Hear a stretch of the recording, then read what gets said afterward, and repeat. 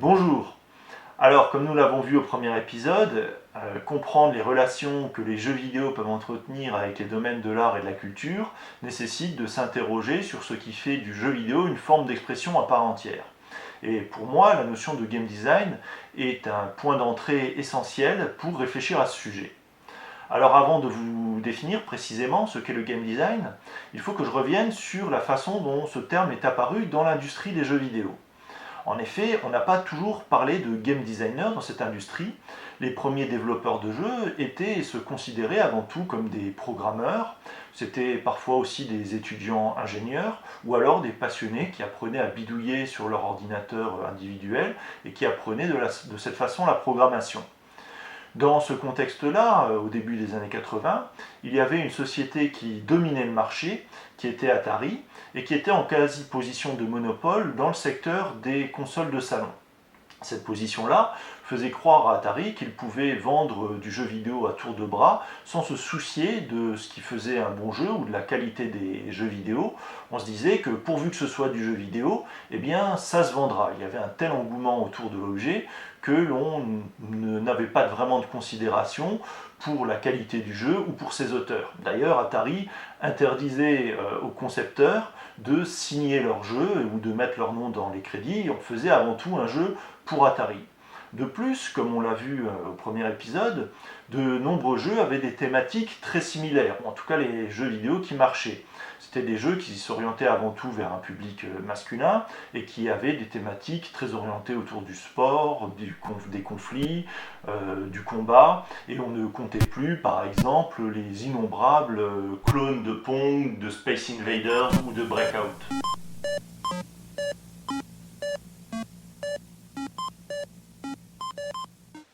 Alors, c'est dans ce contexte-là que l'industrie du jeu vidéo va connaître sa première grande crise d'envergure. En effet, en 1983, le marché se retrouve saturé de produits trop similaires ou trop médiocres et Atari connaît ses premières pertes financières.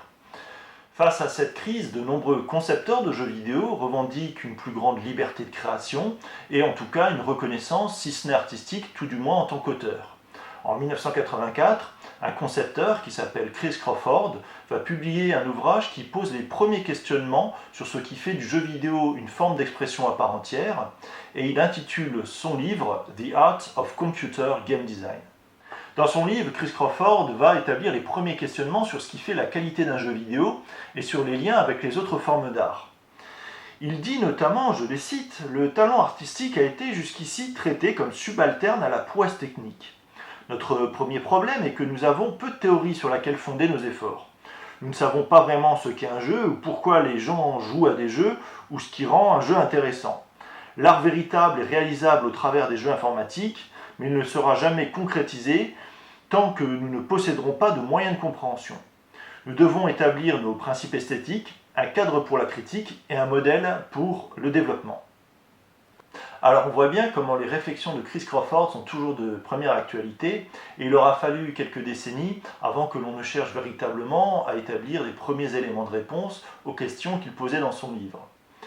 Pour esquisser ici quelques pistes de réflexion, on pourrait essayer de définir tout d'abord ce qu'est le game design. Pour cela, il y a un philosophe du jeu qui va nous être d'une grande utilité.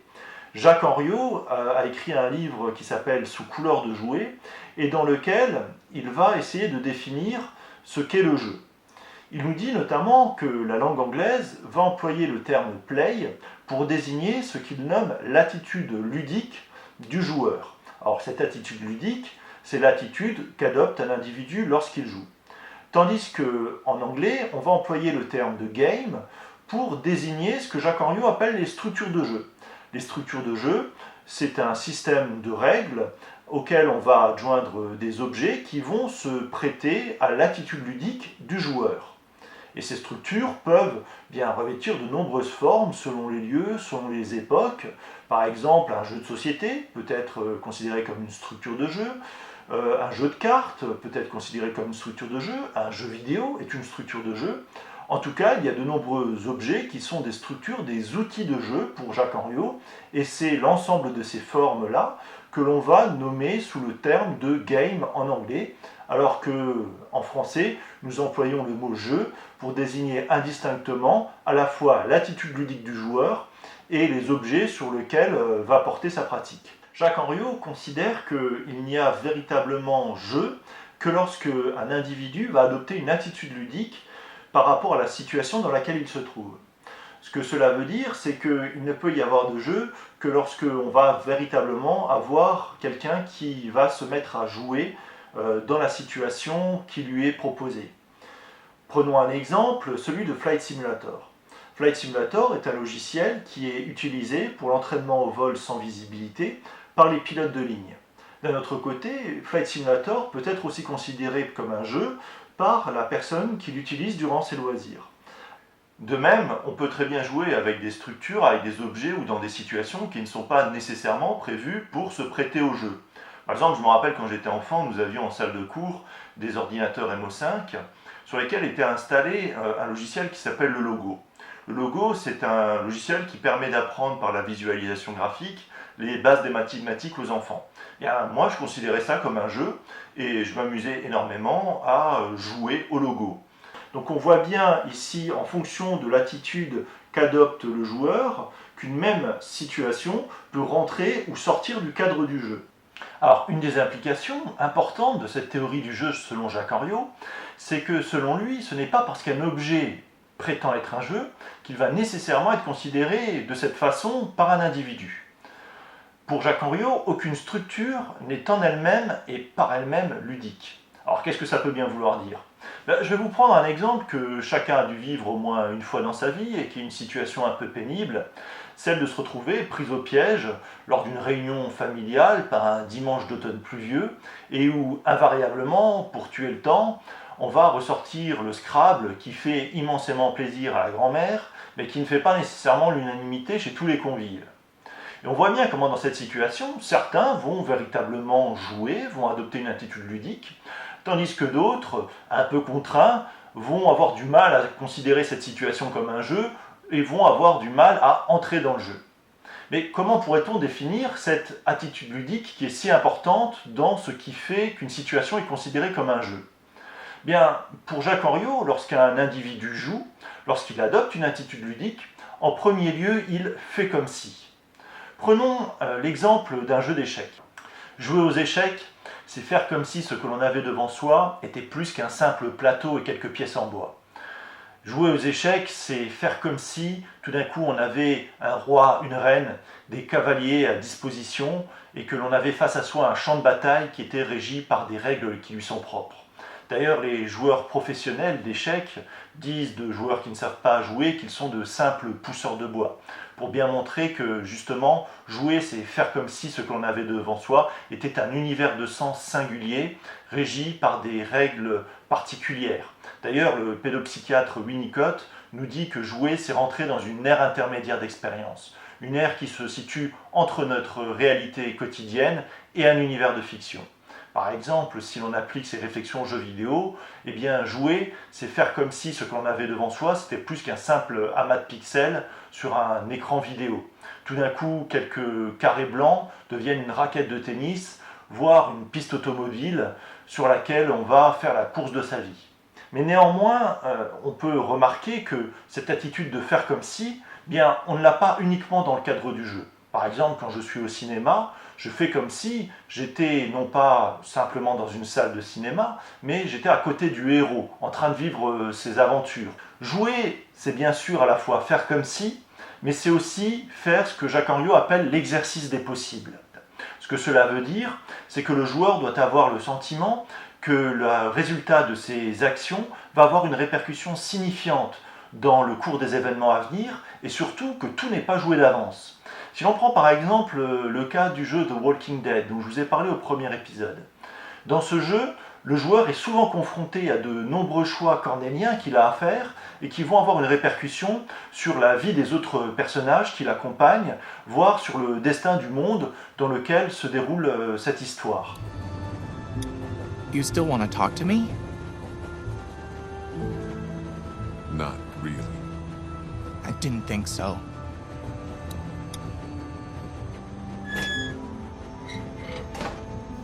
Alors on voit bien que même si l'attitude ludique est première dans ce qui va faire qu'une situation est considérée comme un jeu, il peut y avoir des façons d'inciter l'individu à adopter cette attitude ludique. Ce qui différencie par exemple le logo de Tetris, c'est que le Tetris a été conçu, pensé, son système de règles a été calibré pour inciter le joueur à adopter une attitude ludique et pour s'engager dans cette action ludique.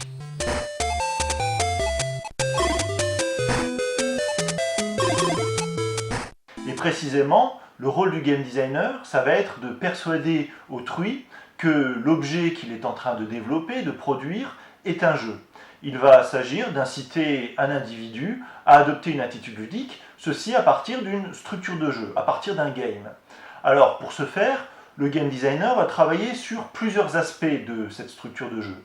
Tout d'abord, il va falloir inciter le joueur, l'individu, à faire comme si. Puisque adopter une attitude ludique, c'est faire comme si, eh bien le game designer va essayer de trouver des procédés pour inciter l'individu à faire comme si.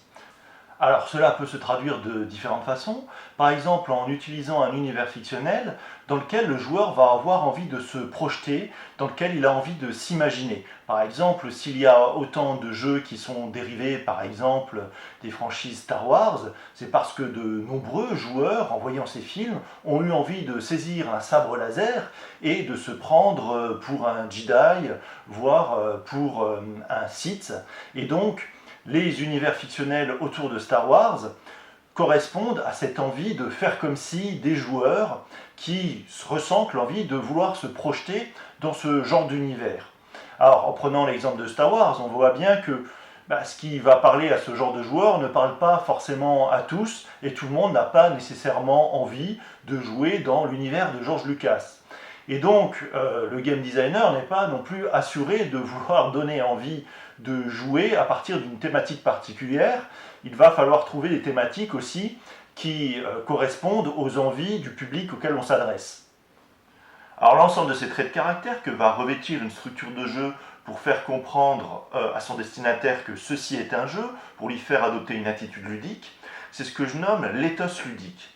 L'éthos ludique, c'est l'ensemble des traits de caractère qu'une structure de jeu revêt pour faire sens auprès de son destinataire et pour lui faire comprendre que ceci est un jeu. Mais comme on se fait très souvent des idées différentes selon les personnes de ce qui est un jeu, de ce qui est ludique, en fonction de sa culture, en fonction de son contexte social, en fonction de ses propres expériences de jeu, eh bien l'éthos ludique peut varier grandement d'une structure de jeu à un autre. Par exemple, pour certains, jouer aux avions de la Première Guerre mondiale, c'est un jeu fascinant et très engageant. En revanche, pour d'autres, ils ne vont pas vraiment voir d'intérêt ludique à manipuler ces petits avions et ne vont pas nécessairement considérer ceci comme un jeu. D'autres joueurs préféreront en revanche d'autres types de machines volantes, même si les règles ne diffèrent pas énormément. Mais puisque jouer c'est faire l'exercice des possibles, eh bien le game designer va devoir aussi, en travaillant sur son système de règles, offrir un espace de possible à son joueur et lui donner envie de l'expérimenter. En somme, le game designer va travailler sur la jouabilité du système de règles. La jouabilité, c'est cet espace de possible qu'offre une structure de jeu à un individu et qui est censé lui donner envie de jouer. Reprenons l'exemple de Star Wars. De nombreux jeux qui sont issus de cette franchise fondent justement leur jouabilité sur le fait de donner aux joueurs à expérimenter différents possibles qu'offre cet univers. Par exemple, l'un des intérêts ludiques d'une franchise de jeux Star Wars, ça va être d'incarner un Jedi, ou d'expérimenter les pouvoirs de la Force, voire de piloter un X-Wing.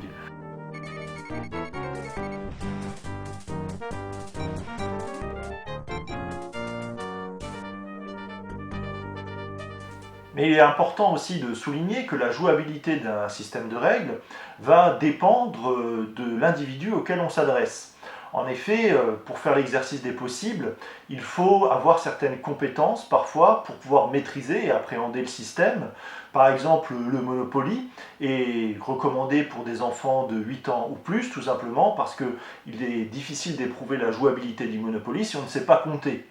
De la même façon, certains jeux ont une jouabilité qui varie en fonction des connaissances et de la pratique que l'on en a.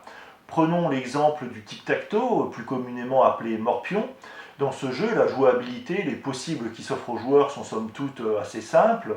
Il va s'agir d'inscrire des croix ou des ronds selon le camp dans une des 9 cases, et il sera possible de faire l'exercice de la défaite, de la victoire, voire du match nul, selon les situations. Et bien, dès lors que l'on commence à avoir certaines pratiques du tic-tac-toe, on va connaître des stratégies qui sont nécessairement gagnantes ou qui amènent nécessairement vers un match nul. Et dès lors que deux joueurs ont ces mêmes connaissances, eh bien la partie va systématiquement se finir sur un match nul. On voit bien comment le champ des possibles qu'offre le tic-tac-toe va tendre à se réduire, voire à devenir nul, dès lors que certains joueurs vont avoir une connaissance assez experte du système. Et donc la jouabilité est relative à l'individu et à la compétence ludique de l'individu auquel on s'adresse. Alors comment peut-on définir le game design ?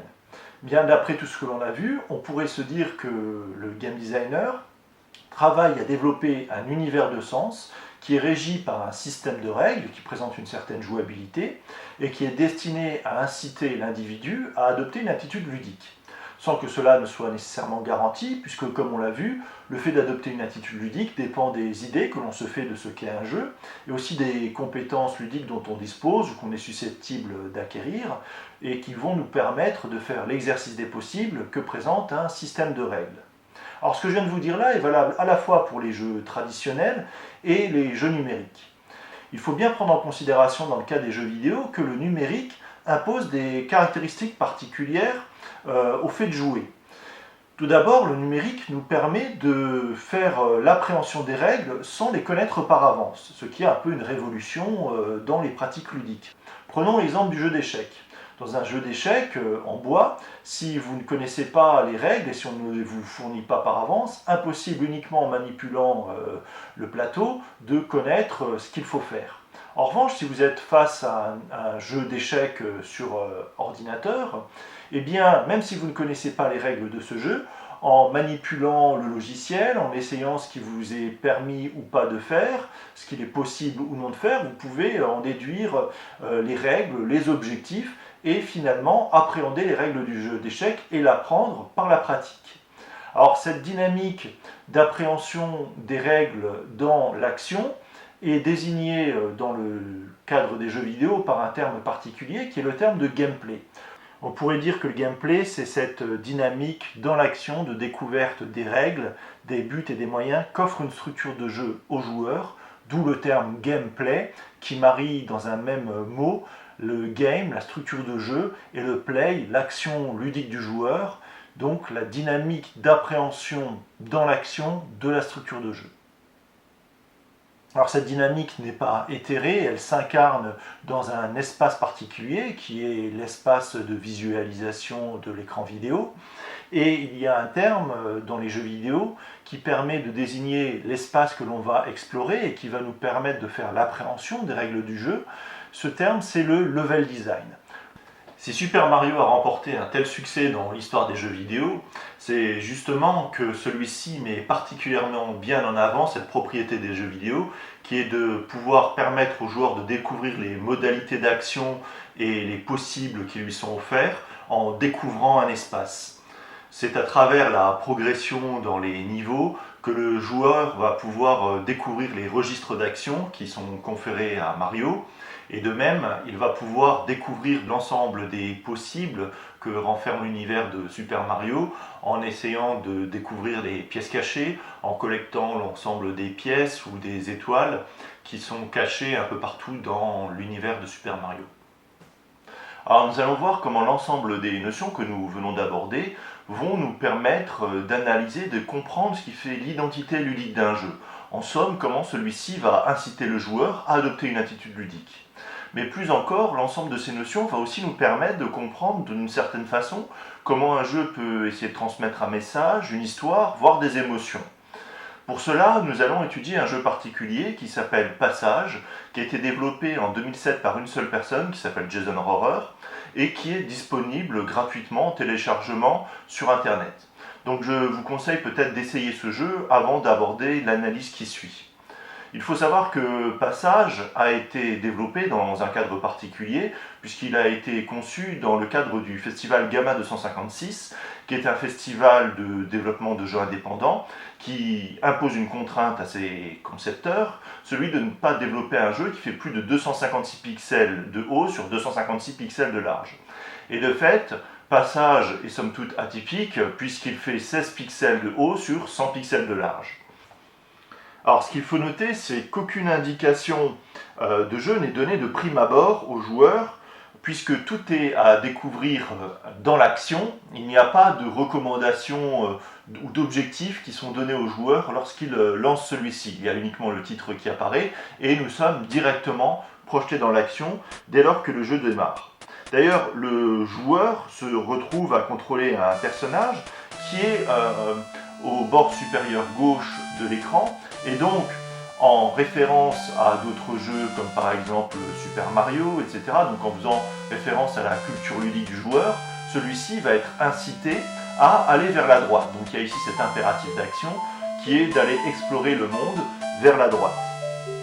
Alors dès lors qu'il commence son exploration, le joueur va découvrir dynamiquement les objectifs ou de nouvelles règles, de nouveaux mécanismes de jeu. Par exemple, en allant vers la droite, il va tomber sur un nouveau personnage, une fille, dont il va tomber amoureux. C'est donc à travers l'exploration de l'espace que les événements, les règles du jeu vont venir à la connaissance du joueur. C'est ce que nous avons appelé le gameplay. Donc ici, d'après son graphisme et la forme aussi du level, de l'espace à explorer, l'éthos ludique de Passage renvoie à de nombreux jeux du début des années 80, comme on pouvait par exemple en trouver sur l'Amstrad CPC. Et le joueur se rend compte qu'une autre règle apparaît dès lors qu'il entame sa marche vers la droite, celui du système de points. En effet, un compteur indique un nombre croissant au fur et à mesure que l'avatar progresse vers la droite, et le joueur a aussi la possibilité de se déplacer vers le bas du terrain. Le décor défile alors verticalement, mais à ce moment, aucun point n'est comptabilisé. Il devient plus profitable, entre guillemets, de marcher droit en étant en haut de l'écran, puisqu'il n'y a aucun obstacle qui se présente au joueur, et il va pouvoir capitaliser plus facilement des points. Néanmoins, dès lors qu'il souhaite accumuler des points en se déplaçant sur le haut de l'écran, eh bien, le joueur va ressentir un certain sentiment de monotonie, puisque le décor se trouve être somme toute assez répétitif. De même, la musique en mode mineur comporte une phrase musicale très répétitive et particulièrement triste. Et donc, le joueur, même s'il capitalise des points, peut ressentir la monotonie qu'il y a à mener cette activité. S'il part à la découverte du terrain, le joueur va pouvoir aussi découvrir des coffres, des trésors qui sont peu rémunérateurs en comparaison de la progression en ligne droite. Un dernier élément qui nécessite d'être décrit pour saisir la portée du jeu est le rôle de l'écoulement du temps. En effet, même si le joueur n'agit pas, il remarquera que son personnage se rapproche lentement du bord droit du cadre. C'est comme s'il y avait un panoramique, même lorsque l'on ne bouge pas, et bien progressivement le cadre se déplace de droite à gauche et les personnages se rapprochent de plus en plus du bord droit.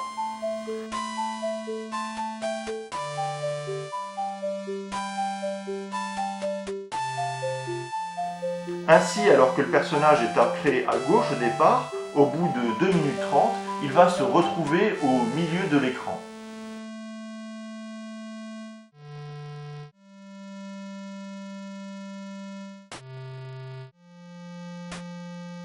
Et plus les personnages se rapprochent du bord droit du cadre, plus ils vieillissent.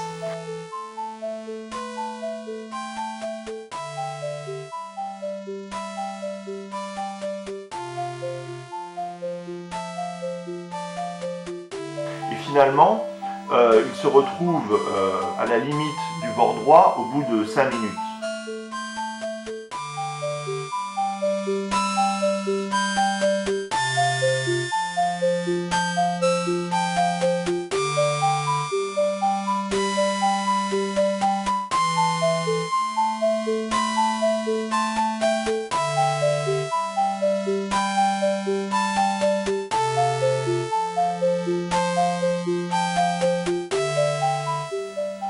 alors, quelques secondes avant la fin des 5 minutes, la femme meurt et une tombe apparaît. Elle est la première à toucher le bord droit du cadre. L'homme se courbe, nous sommes interpellés. Qu'est-ce que nous allons faire maintenant que nous avons perdu notre compagne? Qu'est-ce qu'il nous reste à faire dans ce monde où nous n'avons pas su quel était notre but, ni les objectifs à atteindre?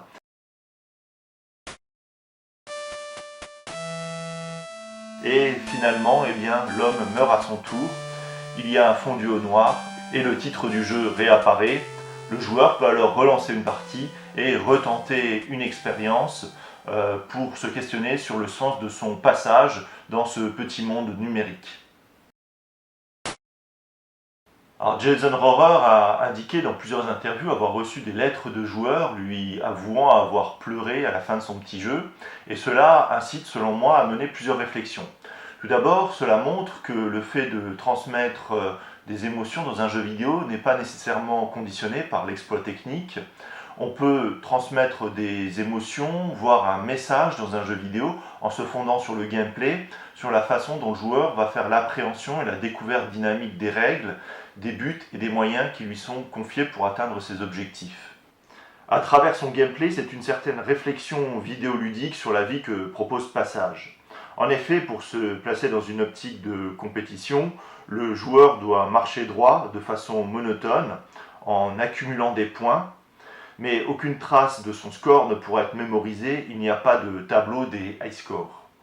Et à l'inverse de cette attitude, le joueur peut partir à l'exploration du monde, ce qui lui permettra d'avoir une expérience plus riche en découvertes, un environnement varié, des trésors, même si ceci nuit à la capitalisation des points.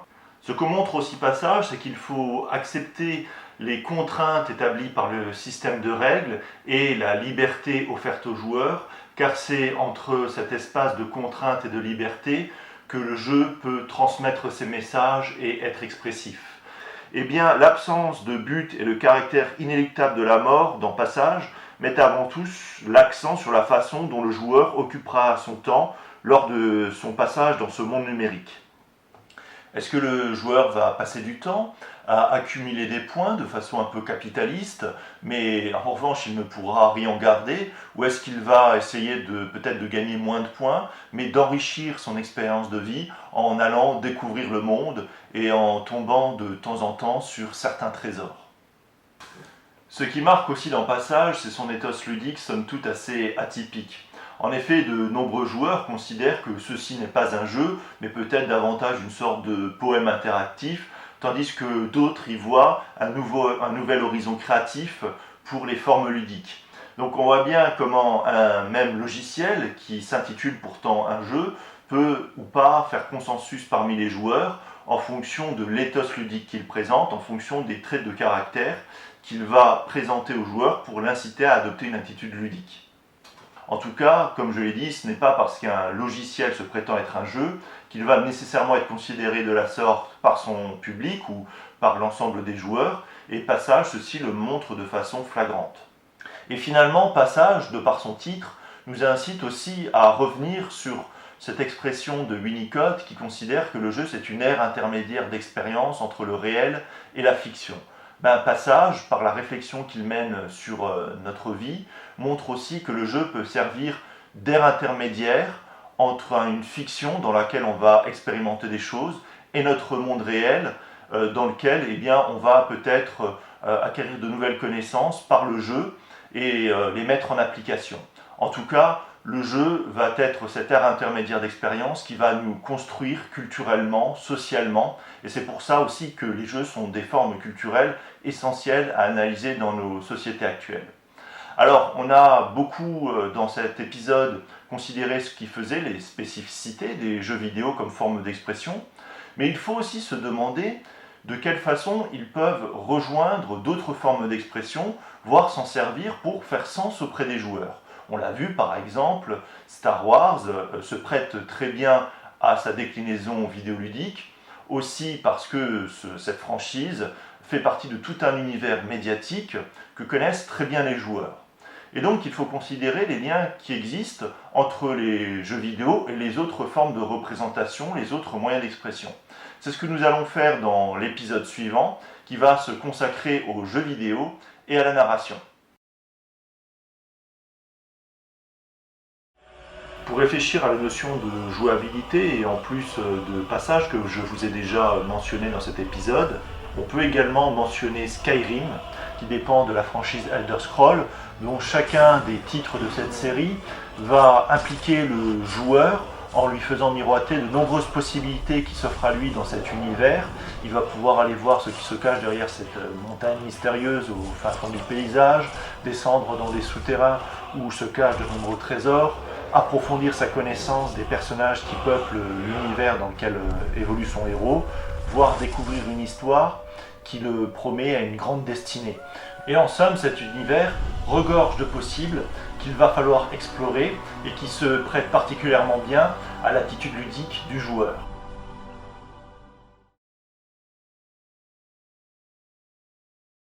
Alors comme recommandation d'ouvrage, bien sûr, je ne peux que vous conseiller de vous procurer Sous couleur de jouets de Jacques Henriot ou encore Le Jeu, qui est un autre ouvrage qui traite de ce sujet et que Jacques Henriot a écrit 20 ans avant.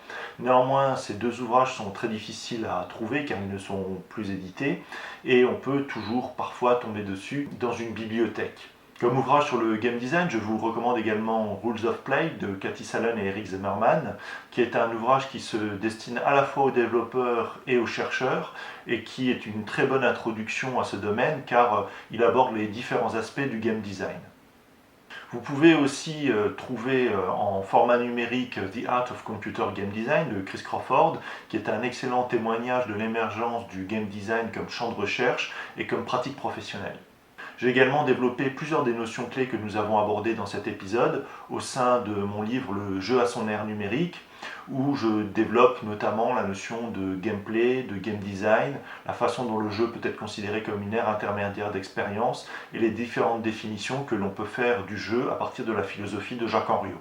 Si vous êtes plus particulièrement intéressé par les notions d'éthos ludique et de jouabilité telles que je les définis, et sur les liens que l'on peut faire avec la philosophie de Jacques Henriot, je vous recommande d'aller jeter un œil sur mon site web, où j'ai mis en ligne plusieurs articles qui portent sur ce sujet, notamment un article qui s'appelle « Penser les phénomènes de ludicisation à partir de Jacques Henriot », et un autre qui s'intitule « L'art du game design, caractéristique de l'expression vidéoludique », où vous retrouverez l'analyse que je fais du jeu Passage.